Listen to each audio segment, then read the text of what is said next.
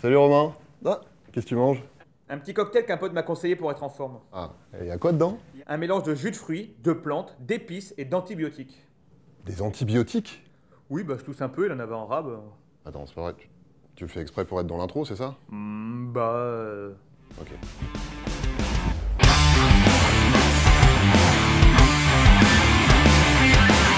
Bon, les antibiotiques, vous connaissez? Bah oui, forcément, hein. Vous en avez déjà pris depuis tout petit même. Donc, vous savez à quoi ça sert. Vous gérez, quoi. Vous êtes sûr? Non, parce que c'est souvent quand un truc est un peu trop familier et qu'on fait les choses de manière comme ça, un peu automatique, sans réfléchir, qu'on fait des erreurs, non? Non? Parce que moi, j'ai quand même entendu 2-3 trucs pas fous sur les antibiotiques. Hein. Bon, vous savez quoi? On va faire un petit point sur la question en démontant 7 bullshit sur les antibiotiques. Parce que globalement, il vaut mieux se poser trop de questions que pas assez.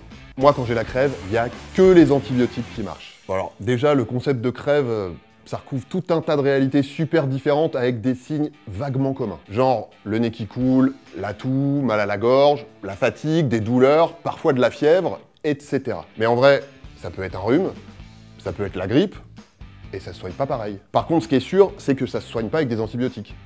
Parce que c'est des maladies causées par des virus. Et que les antibiotiques, ça marche que sur les bactéries. C'est même un peu plus compliqué que ça, mais ça, on va y revenir. Quand on a de la fièvre, faut prendre des antibiotiques? Bah non.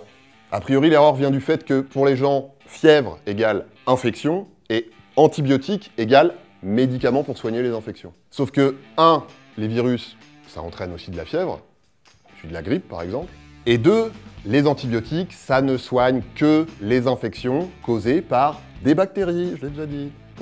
Donc la fièvre, ça suffit pas. Faut savoir si vous avez une bactérie et choisir l'antibiotique qui marche sur elle. Et ça, c'est le boulot du médecin. Ça s'invente pas comme ça. Oui, mais bon, les antibiotiques, c'est pas dangereux, donc au pire, ça marche pas, puis voilà. Alors, ce qui est embêtant par contre, c'est qu'à force de mal utiliser les antibiotiques, pour soigner des maladies virales par exemple, ou en prenant un antibiotique qui marche pas sur la bactérie qu'on a, bah, les bactéries, elles en ont profité pour s'adapter. Y compris les bactéries qu'on a tous dans les intestins, sur la peau, etc., et qui nous maintiennent en bonne santé.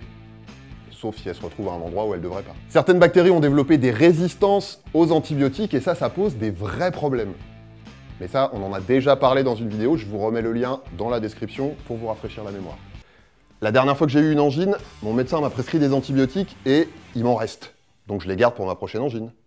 Nope! Déjà, il faut savoir que la majorité des angines est causée par des virus. Et on ne donne des antibiotiques que pour celles causées par des bactéries. Donc si votre première angine était bactérienne, les antibiotiques, ils ont marché. Mais ils marcheront pas si la suivante est virale. Il y a maintenant des tests de diagnostic rapide qui permettent à votre médecin de déterminer en quelques minutes si votre angine est d'origine bactérienne ou pas. Quand vous pensez avoir une angine, il faut aller chez le médecin. Et si vous reste des antibiotiques dans la boîte à la fin d'un traitement, il faut les ramener à la pharmacie parce que, de toute façon, ils vous servent plus à rien et c'est même dangereux d'en prendre sans ordonnance. Oui, les bactéries qui développent des résistances, vous savez?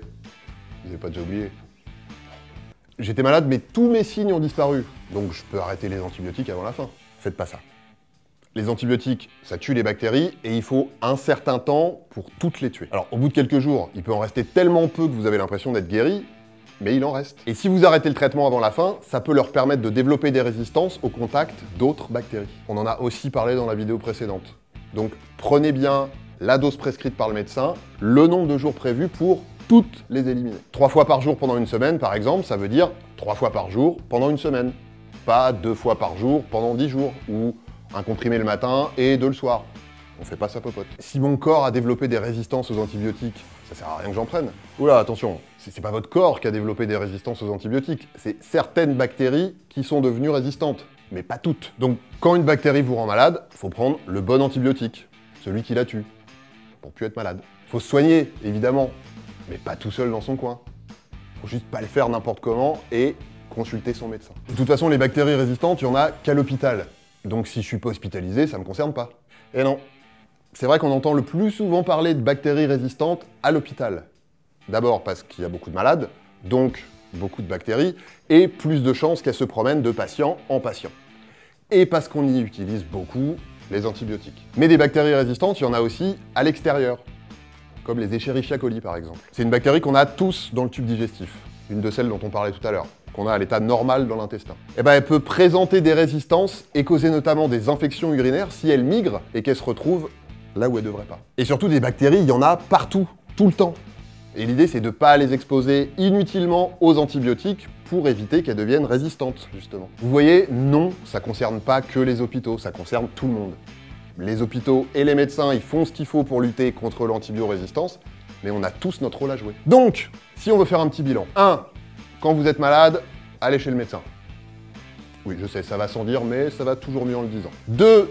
Quand on vous donne des antibiotiques, prenez bien la dose prescrite pendant le nombre de jours prévus. Pas plus, pas moins. 3. Quand vous avez fini, gardez pas les boîtes pour une prochaine fois ou pour quelqu'un d'autre.